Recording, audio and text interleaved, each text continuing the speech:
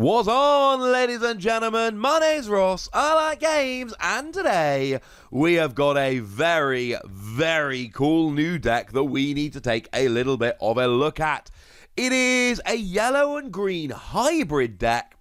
It is a kind of deck that didn't really exist before BT7 came out, but BT7 has now come out, and this one looks like an awful lot of fun. Shout out to the lovely Ensan Gaming that did make me aware of this deck list, and we should give a shout out to Ewing_Kumamoto, who did actually tweet this out and win with the deck, which is probably the most important.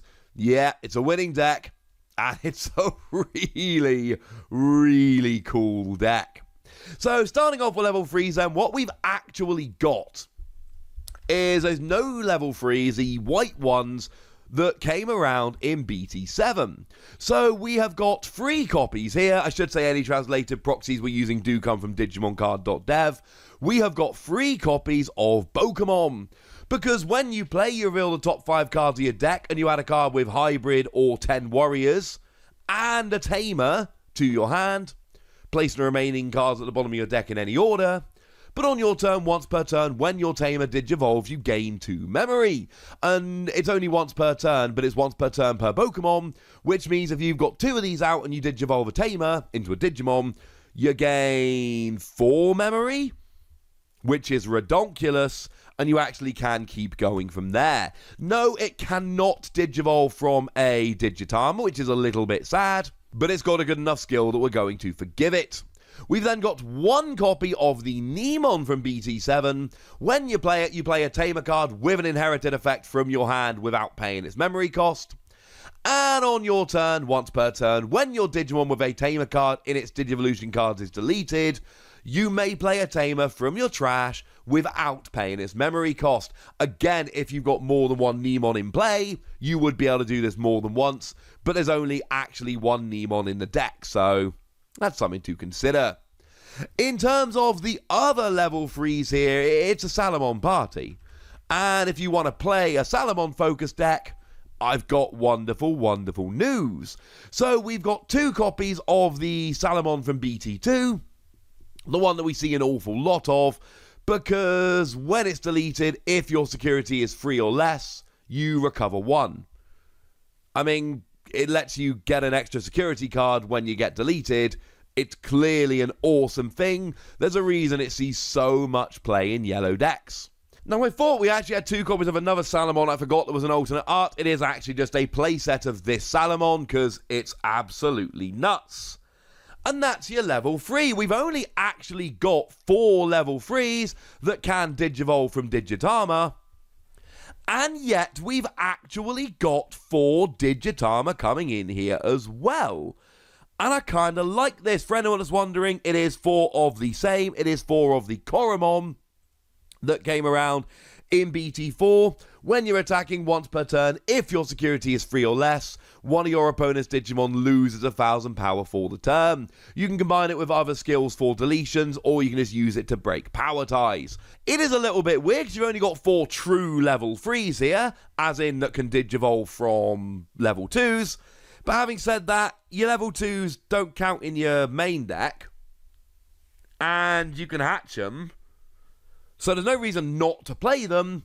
And although you're not that likely to actually get all of your level 2s Digivolve throughout the game, doesn't really matter, because sometimes you will and you'll draw an extra card, etc., and life is good. It's quite nice. And we usually leave Tamers towards the end, but because this is a hybrid deck and Tamers are largely used as kind of pseudo level 3 Digimon, we should probably look at them here. So we've got 4 copies of JP Shibayama. It gives you piercing as an inheritable skill. All of these, incidentally, still are played for free when they come out as security cards. And on your turn, when the Tamer Digivolves into a green Digimon, you reduce the cost by 1, which is quite nice. We've then got 4 copies of Zoe Oromoto, which has an inheritable skill that give all your security Digimon an extra 3,000 power, so your opponent's Digimon are more likely to get deleted when attacking the stack.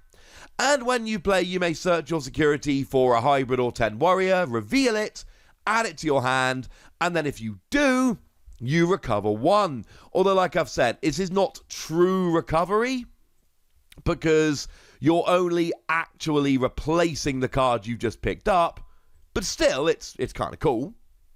And then you've got a couple copies of the Ken Ichiyuchi from BT3.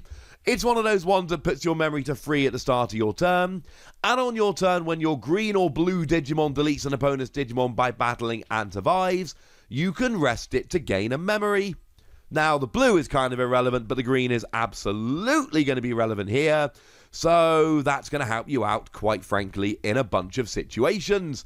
So we got a bunch of Tamers, but given that it is a hybrid deck, that kind of makes perfect sense. Now, rather than going through the level 4s and 5s, we are just going to go through yellow and green. So starting off in yellow, what we're going to see is a lot of BT7 cards. That's kind of the point. So we've got ourselves a couple copies of the Kazamon, which is just your generic hybrid Digimon. Nothing special, no skills.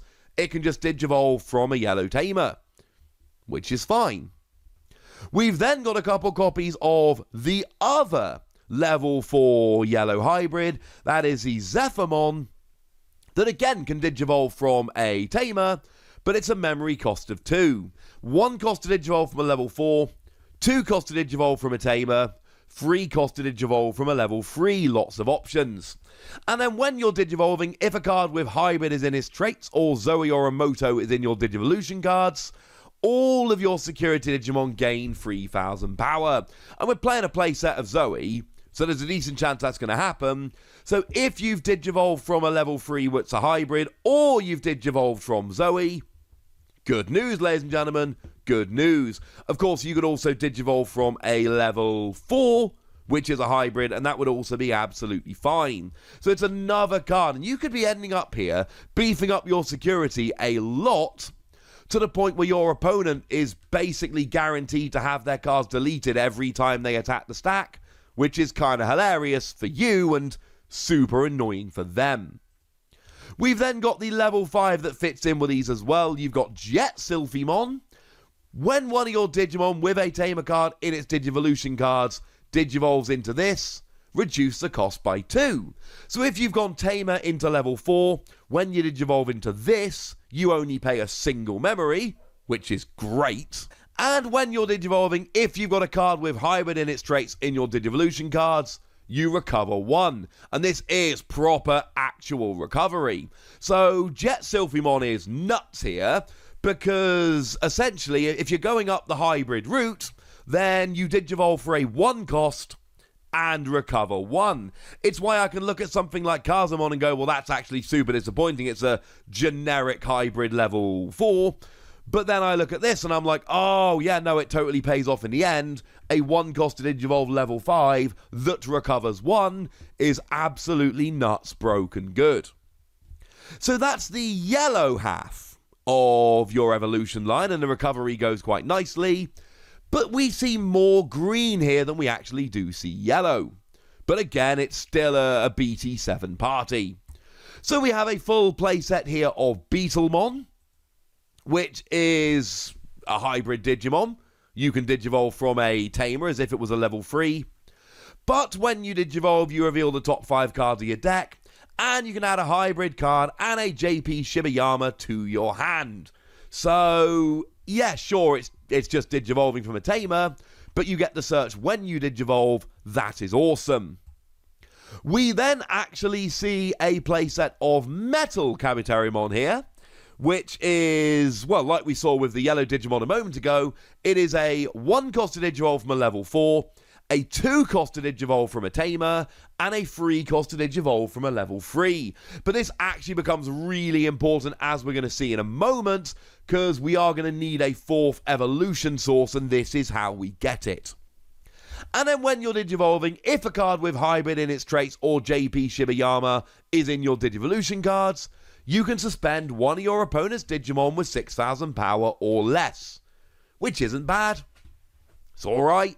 2 cost to Digivolve and you suspend one of your opponent's Digimon. I can get on board with that, ladies and gentlemen. I can get on board. And then we've got our level 5, which is Rhino Kabuterimon here, which If one of your Digimon with a Tamer card in its Digivolution cards digivolves into this, you reduce it by 2. Or to put it simply, if you go Tamer into a level 4 into this is a 1-cost to digivolve, just like we saw with Jet Sylphimon a moment ago. And then when you are attacking, if a card with Hybrid or Insectoid in its traits is in your Digivolution cards, you can digivolve into a Digimon card with Insectoid or 10 Warriors in its traits in your hand for a memory cost of 3. Which is actually awesome because we've got some more expensive to digivolve cards here, which is rather nice indeed. I'm going to give away the thing, right? All your level 6s are actually 5 cost to digivolve, so being able to digivolve for a 3 cost is clearly an awesome thing. You're saving yourself a couple of memory. So that's rather nice. Speaking of your level 6s, we are only going green here. The yellow evolution line essentially stops at Jet Sylphimon, but you've got the recovery, so we're feeling pretty good. And your main level 4, as I'm sure you may already have guessed, is your Ancient Beetlemon. Now, it is a 5 cost to digivolve, but like we say, we've got a skill here which will let it be a 3 cost to digivolve. And on your turn, once per turn, when one of your Digimon with 10 Warriors in its type, or Hybrid in its form, deletes an opponent's Digimon in battle and survives, you trash the top card of your opponent's security. Now, bearing in mind, this is a 10 Warriors Digimon, and you're basically just playing a deck of hybrids, and do remember that JP Shibayama gives you Piercing. Yeah, when we first looked at this card, I was like, yeah, we need Piercing, man. And then JP Shibayama came along, and I was like, oh, sweet, we got Piercing. So now you attack a Digimon and survive. Because you've survived, you trash the top card of your opponent's security, and then you go and attack their stack normally. Ancient Beetlemon can whittle down their stack very, very quickly indeed. Also on deletion, you may play a green level 4 or lower card with Hybrid in its traits without paying its memory cost, so even when it does go down, your evolution line is starting up again a lot more quickly. This is excellent, excellent news. But we do have just one single copy here of Nidogmon. Now, obviously, the way Digimon is with the amount of draw that we've got, playing one copy, it's going to be difficult to find. Now, we've got some search in the deck, although it's very, very limited. But the fact of the matter is, you're not going to get this every game. But when you do, it's going to be awesome. It's not even like a 10 Warrior or a Hybrid to help you find it more easily. But when you Digivolve, you've got Digiburst 4, that suspends all of your opponents with Digimon with 5,000 power or less, and then you place all of their suspended Digimon at the bottom of their owner's deck in any order. Now, at this stage, some of you might be thinking, well, hang on a second, Wassy, you're not playing any green level 2s, and we need Digiburst 4. So how are you going to trash the level 2, level 3, level 4, and level 5, which is what you generally need to do in order to activate Nidogmon? Excellent question. The answer lies in Metal Kabuterimon here. Because remember, that can Digivolve from a level 4 into a level 4 for a 1 cost. So if you're going to be using Nidogmon, you need to make sure that you go from a level 4 into Metal Kabuterimon here, into a level 5 into Nidogmon, and then you have your level 3, 2 level 4s, and a level 5, and that will give you the ammunition you need to Digiburst 4. It's not the main part of your deck, right? It's a one-off. However, very important to note. And we do have a level 7 here, and you might not be surprised to know, it is Susanimon. Now, the good news is that it is one that can Digivolve from any colour. The bad news is, there isn't really much bad news, it's just an awesome card. Now, you have the option of placing 10 cards that are Tamers or Digimon with Hybrid in their form from your hand or trash to the bottom of your deck in any order. And bearing in mind, pretty much your entire deck is Hybrid and Tamers, so that's not going to be that difficult. And then you can Digivolve from any Tamer as if that Tamer is a level 6. So even though you don't have any level 6 yellow Digimon to naturally Digivolve into a level 7, you can Digivolve a yellow Tamer, and you do have 4 of them in your deck, into Susanimon here, and that's kind of awesome. And you have security attack +2, and when you Digivolve, you delete any of your opponent's Digimon. Susanimon basically is an absolute beast, so being able to Digivolve it from a green level 6, or from one of your Tamers, This is a great, great card, and it is an absolute game-winning card. Now, there are a bunch of option cards here as well, and what I find interesting is that even though we have more green Digimon and more green Tamers, when it comes to option cards, we are very much in yellow. They're all yellow, ladies and gentlemen. They are all yellow. So we have a playset here of Reinforced Memory Boost. This is the one from BT6. When you play it, you reveal the top 2 cards of your deck. You place one of them face down at the top of your security and put the other one in your hand. And then it goes into your battle area, and at some point in the future, you can get free memory back. So you draw a card, you get an extra security, and it ends up being a free cost in the long run. That ain't bad, ladies and gentlemen. That ain't bad. We then have one cheaper and one more expensive option card. We have one copy of Purge Shine.